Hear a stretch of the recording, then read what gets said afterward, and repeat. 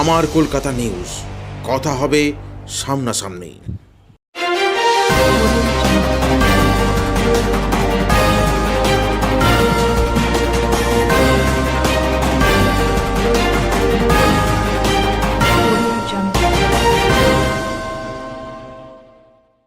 রচনা বন্দ্যোপাধ্যায়ের সমর্থনে তৃণমূলের সভায় কোন্দল প্রকাশ্যে।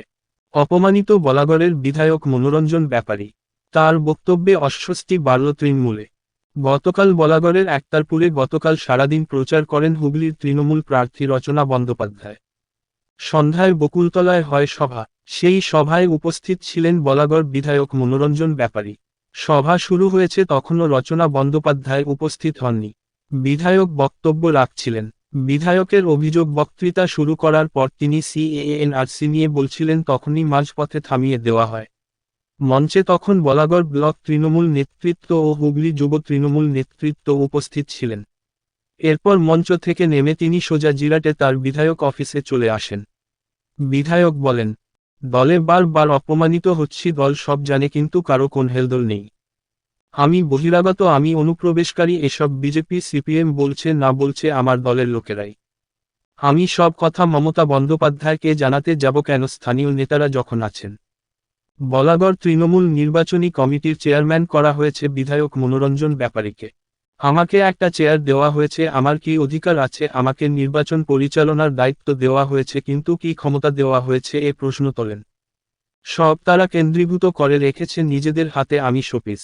যেভাবে কমিটি তৈরি হয়েছে সেখানে তাদের মন মতো লোককে রাখা হয়েছে, আমার একটা লোককেও রাখা হয়নি। চেয়ারম্যানের নিজের পছন্দের দুটো লোক থাকতে পারবে না কমিটিতে। তৃণমূলের ফল বলাগড়ে কি হবে আমি জানি না, আমি নিজের মতো একা গাড়ি করে প্রচার করে বেড়াচ্ছি। ফল কি হবে দল বলতে পারবে। আমার নিজস্ব টিম আছে, 2-10 জন নেতা, কি বলল কিছু যায় আসে না। তিনি আরও বলেন, দিদির আদেশে তৃণমূল দলটাকে শক্তিশালী করতে চেয়েছি, গত 3 বছরে আমি সাধ্যমতো সেটা করেছি। স্থানীয় নেতাদের সেটা মনঃপূত না। স্থানীয় নেতারা জনপ্রিয়তায় নিচে চলে যাচ্ছে, তাই তাদের ফাটছে। রচনা বন্দ্যোপাধ্যায় ও বহিরাগত, আমি যেমন বহিরাগত ছিলাম, তবে এসব এখন মানুষ আর খায় না। যে ভালো মানুষ তাকেই মানুষ সমর্থন করে। রচনা বলেন, কারো সাথে মনোমালিন্য হতে পারে, কিছুটা মতবিরোধ থাকতে পারে, তবে আমার মনে হয় না কেউ কাউকে কোণঠাসা করতে চায়। তবে দিনের শেষে সবকিছু ভুলে আমরা একসাথে কাজ করব, এটাই হওয়া উচিত। ওখানে কি হয়েছে আমি জানি না, কারণ ওখানে আমি ছিলাম না, তাই বলতে পারবো না কি হয়েছে। বলাগড়ের বিধায়কের সঙ্গে বলাগড়ের তৃণমূল নেতৃত্বের বিরোধের আগেও বারংবার প্রকাশ্যে এসেছে। বিধায়কের অফিস ভাঙচুর থেকে কাদা ছোড়াছুড়ি অনেক হয়েছে। লোকসভা নির্বাচনের আগে সেই দ্বন্দ্বের কথা মাথায় রেখে অভিষেক বন্দ্যোপাধ্যায় হুগলি লোকসভায় কর্মীসভা করে গেছেন। প্রত্যেক বিধায়ককে তার নিজের এলাকা দেখার কথা বলেছেন। শুধুমাত্র বলাগড়ের ক্ষেত্রে হুগলি সাংগঠনিক জেলা সভাপতি চাপাদানির বিধায়ক অরিন্দম বুইনকে দায়িত্ব দিয়েছেন। নির্বাচনী কমিটির চেয়ারম্যান করেছেন বলাগড়ের বিধায়ক মনোরঞ্জন ব্যাপারীকে। সেই বিধায়কের এ হেন বক্তব্য ভোটের আগে বলাগড়ের তৃণমূলকে অস্বস্তিতে রাখবে সন্দেহ নেই। এ বিষয় নিয়ে বিজেপি বলেন, একজন সাহিত্যিক মানুষের কদর তৃণমূল দিতে জানে না। বারংবার তাকে দলের বিরুদ্ধে কথা বলতে শোনা গেছে। একজন প্রকৃত সাহিত্যিক মানুষের কদর বিজেপি দিতে পারে, তাই তার উচিত বিজেপিতে আসা। লোকসভা প্রার্থী মাননীয় মমতা ব্যানার্জির প্রার্থী রচনা ব্যানার্জি বলাগড় বিধানসভায় আসছে, এটা শোনবার পরে খারাপ শরীর নিয়েও আমি ওনার মিটিংয়ে অ্যাটেন্ড করেছি। ওই বকুলতলাতে ওনার জনগর্জন সভা ছিল। ওনার আসতে অনেক দেরি ছিল। আমি মঞ্চে বসেছিলাম, আমাকে বক্তব্য রাখার জন্য বলা হলো। আমি বক্তব্য শুরু করেছি, কয়েক মিনিটই মাত্র বলতে পেরেছি। ওইটা বাঙাল অধ্যুষিত অঞ্চল, ওপার বাংলা থেকে আসা মানুষের অঞ্চল। সিএএনআরসি নিয়ে আমি বলছিলাম, এবং সিএএনআরসি এমন একটা জটিল বিষয় যেটা 2-5 মিনিটে বলে শেষ করা যাবে না। মানুষকে বোঝাতে গেলে অনেকটা সময় লাগে। আমি সেই সিএটাই ব্যাখ্যা করে মানুষকে বোঝাচ্ছিলাম, এটা আমাদের কি ক্ষতি হতে পারে বোঝাচ্ছিলাম। সম্ভবত আমার ধারণায় যারা চায় যে বিজেপির ক্ষতি না হোক, তারা আমার বক্তব্য মাঝপথে থামিয়ে দিল। তারা কি আপনারই দলের? হ্যাঁ, আমার দলের মধ্যেই বিজেপির লোকজন ঢুকে বসে আছে। তারা দেখছে যে আমি যে কথা বলছি তাতে বিজেপির ভোট কমে যাবে, তাই তারা আমার মাঝপথে আমার কয়েক মিনিট বলার পরেই আমার বক্তব্য থামিয়ে দিল। তখন আমি মাইক ফেলে দিয়ে আমি নিচে নেমে চলে এসেছি। আপনি এর আগেও ফেসবুকে লিখেছেন যে আপনি দলে প্রচারে নামবেন। এই প্রথম হলো তা নয়, প্রত্যেকটা মঞ্চে আমাকে বলতে সুযোগ দেওয়া হয় না। বক্তব্য রাখতে গেলে পরে একটু পড়াশুনো করার দরকার আছে। খালি দিদি এই করেছে, দিদি সেই করেছে, ওই এক কথা 100 মঞ্চে ওই এক বক্তব্য। নিত্য নতুন বক্তব্য রাখতে গেলে একটু বইপত্র পড়তে হয়। এদের সাথে তো বইপত্রের কোনো জীবনের সম্পর্ক নেই। ওই স্কুল কলেজে যা 2-1টা বই পড়ে এসে ওই আমরা নিত্য পড়াশোনা করছি, রাজনীতি নিয়ে নিত্য চর্চা করছি। এইটা ওদের ভালো লাগে না যে আমাদের বক্তব্য মানুষ শুনছে। যেখানে আমি বক্তব্য রাখছিলাম মানুষ মুগ্ধ হয়ে শুনছিল, হাততালি দিচ্ছিল, মহিলারা পর্যন্ত। সেইটা ওদের ভালো লাগেনি, এত রিয়্যাক্ট করছে মানুষ, এটা ওদের ভালো লাগেনি। তার জন্য আমাকে থেমে যেতে হলো, থামিয়ে দিল ওরা। প্রার্থী কি এই বিষয়টা জানে? খবর পাবেন, উনি আসছেন, আমি তার আগে বেরিয়ে চলে এলাম। আপনাকে বন্ধ করলো কে আপনার এই বক্তব্যটা? বন্ধ করলো আমাদেরই দলের লোকেরা, নেতারা, যারা চায় বিজেপির ভোট না কমুক তারা। বিশেষ কোনো ব্যক্তির নাম বলবেন? আমি নাম বলবো এই না, এখানে আপনারা খোঁজ করলেই নাম পেয়ে যাবেন। আপনার এই দেখছি আপনার এই প্রার্থী প্রচারে আপনাকে কি কোণঠাসার চেষ্টা করছে?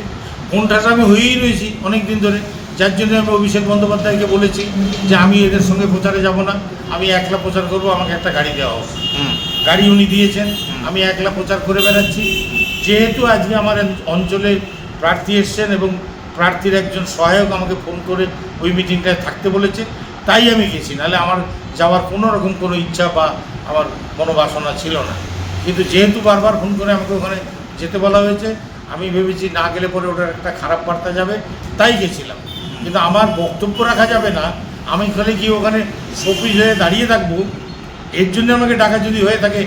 আমি তো শোপিস হতে যাব না, আমি তো আমার মানুষ, যারা ওপার বাংলা থেকে আসা মানুষ, রিফিউজি মানুষ, শরণার্থী মানুষ, উদ্বাস্ত মানুষ, তাদের সামনে যে ভয়াবহ বিপদটা আসছে সেটা নিয়ে সচেতন করার কথাগুলো বলবো, এটাই আমার কাজ। ওরা চায় না যে সে কথাগুলো বলি, ওরা চায় না যে বিজেপির ভোট কমুক।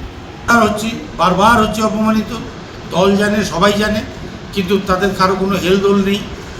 আমি বহিরাগত, আমি অনুপ্রবেশকারী, এসব বিজেপি বলছে না, সিপিএম বলছে না, বলছে আমাদের দলের লোকরাই। এই বিষয়ে মমতা বন্দ্যোপাধ্যায়কে জানিয়েছেন? সব কথা যদি অত দূর পর্যন্ত জানাতে হবে তাহলে লোকাল নেতা, এখানকার জেলার নেতারা কী করতে রয়েছে? আমি জানাবো লোয়ার কোর্টে, লোয়ার কোর্ট জানাবে হাইকোর্টকে, হাইকোর্ট জানাবে সুপ্রিম কোর্টকে। আমি একবারে ডাইরেক্ট সুপ্রিম কোর্টে, যখন সুপ্রিম কোর্টে যাব তখন তো বিরাট ব্যাপার হয়ে যাবে। সব কথা মমতা ব্যানার্জিকে জানাতে যেতে হবে কেন? তাহলে লোকাল যারা দায়িত্বপ্রাপ্ত তারা কি করছে? কিন্তু আপনি তো এই দলের বলাগড়ের নির্বাচনীর দায়িত্বে আছেন, তা সত্ত্বেও আপনাকে অপমানিত করছে কেন? রাষ্ট্রপতি বানানো হয়েছে দ্রৌপদী মুর্মুকে, কি কাজ করতে পারছে সে? অত বড় একটা চেয়ার তো দিয়ে তাকে বসিয়ে দেওয়া হয়েছে, তার হাতে তো দায়িত্ব, কর্তব্য, অধিকারটা থাকবে। আমাকে একটা চেয়ারে বসিয়ে দিয়েছে, আমার কি অধিকার আছে? আমাকে নির্বাচন পরিচালনার জন্যে আমাকে কি ক্ষমতা দেওয়া হয়েছে, কতখানি সক্ষমতা আমার আছে, সব তো তারা কেন্দ্রীভূত করে রেখেছে নিজেদের হাতে। আমি খালি শোপি, আমাকে খালি বসিয়ে রাখা, আর কি? নির্বাচনে বিধায়কের একটা দায়িত্ব থাকে গুরুত্বপূর্ণ, যাতে ভোট আসে। তো এক্ষেত্রে আপনাকে যে গুরুত্ব দিচ্ছে না, তার জন্য কি? যেভাবে কমিটি গঠন হয়েছে, সেই কমিটিগুলো তো তারা একে নাও, ওকে নাও, সাকে নাও, তাকে নাও করে আমার মন মতো একটি লোককে কমিটিতে রাখা হয়েছে।